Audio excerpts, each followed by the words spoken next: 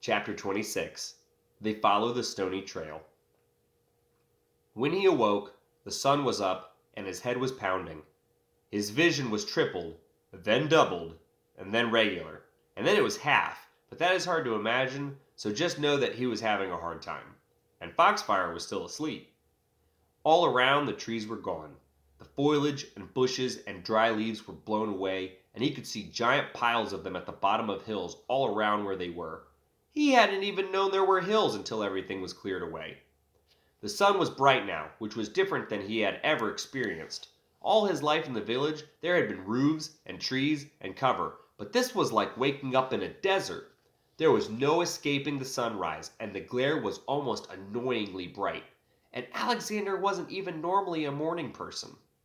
There were small gray stones scattered around the area, and he remembered where they had came from. And he began to regain his senses, even though his head still hurt. He realized there was now a giant trail of stones leading off towards the sun rises in the east and sets in the west, northeast. Pimples had taught him that trick. He picked himself up, stretched out painfully, grunting and groaning the whole time, and made his way towards Foxfire. She was stirring now, and he wanted to know if she was all right. She turned to look at him when he approached. Then she smiled. Even though I am pretty mad that she was asleep for that whole thing, Alexander was very grateful for her smile, and it was almost as good as the hug had been. "Hey," she mumbled. "What's up?" He knelt beside her, took her hand, and thought about kissing her. But she coughed up a nasty greenish phlegm, what was left of the healing process, and spat it out across her shoulder. He decided to save a kiss for another time. "Hey," he said. "Where did the trees go?" she asked as she squinted against the sun and moved her hand to cover her eyes. "I think northeast," he said. "Oh," she yawned. "Okay." As Foxfire and Trix were waking up and collecting themselves to move on, Alexander hiked around to recover his sword. He found his sword further away from the trail, retrieved it, and headed back to his traveling companions. They began to hike along the new stone trail as Alexander tried to describe what had happened during the night. "Sure," she snorted when he had finished.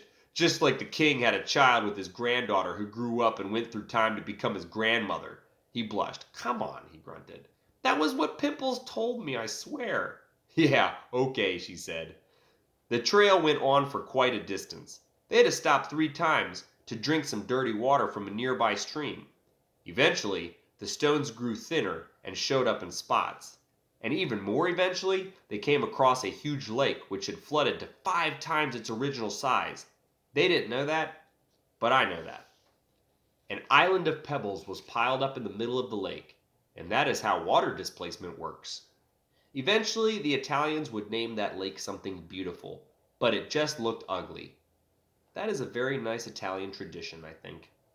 There were a lot of gray stones around, so when he came across an amber stone, it was easy to spot. Amber is like a kind of orange. It is the color of fire if fire could turn solid. It was small and beautiful, so he picked it up and slipped it into his knapsack. He also slipped a few of the gray stones in too. They were his only trophy of defeating the monster in the woods. We'll pick this up another night.